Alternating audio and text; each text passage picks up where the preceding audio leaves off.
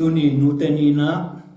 itakati nung Timotes yapi para ahi ibisi gambu president ahi kirim senior pastor sa kapina nalapo ang sak theile te ong chite lungdam takin ang tang takin na napaying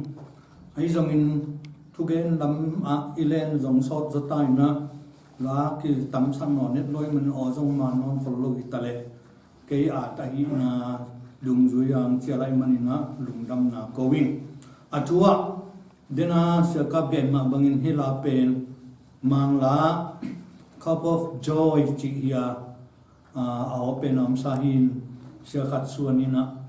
tong pai lama mindan mo matupi mo tel keng gam la pia anu dam kim lai adam lai pia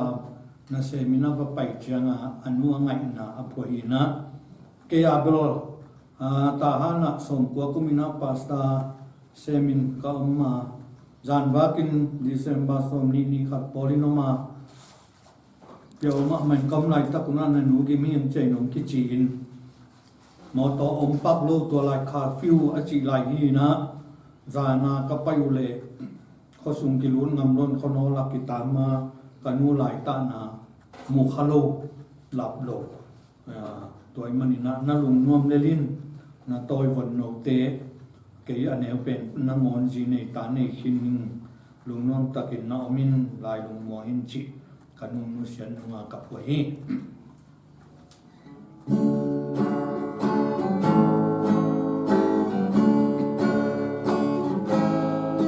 Trilo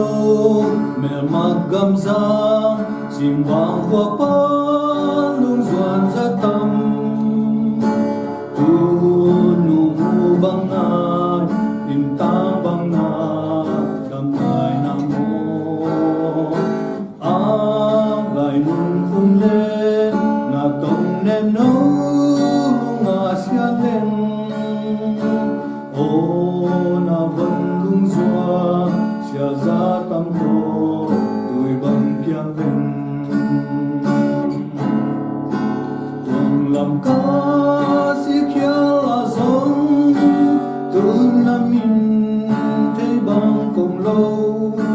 hey na pel tum bang quay đông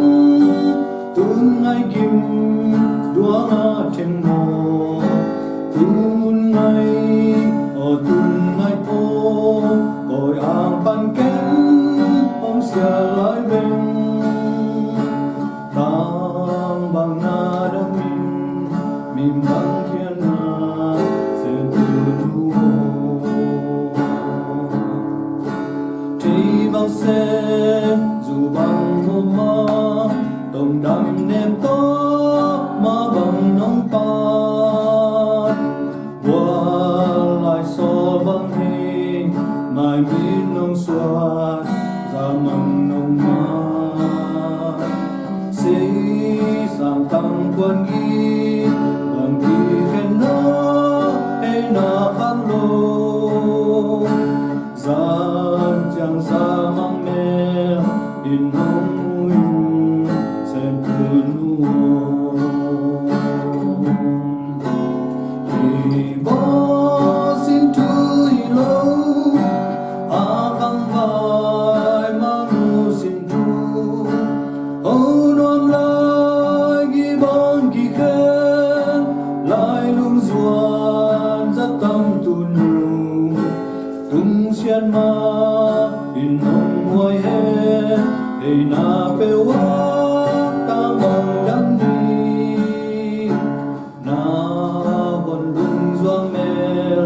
ông mu lai ho sen tu nu tu no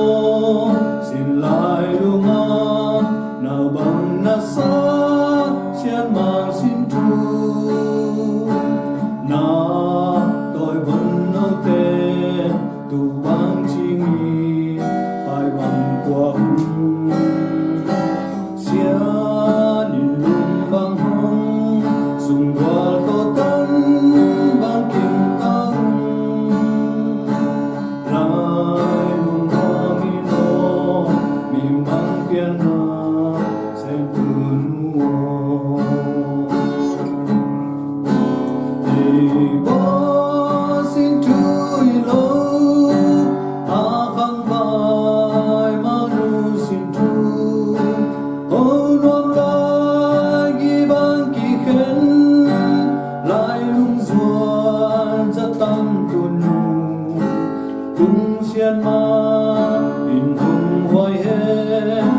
na pewa tang bang dam hi na bolung zong me ong mulayo sen punu tang bang na dami mimbang pian na sen punu undame azami mal kat jatuh pan tu pang pian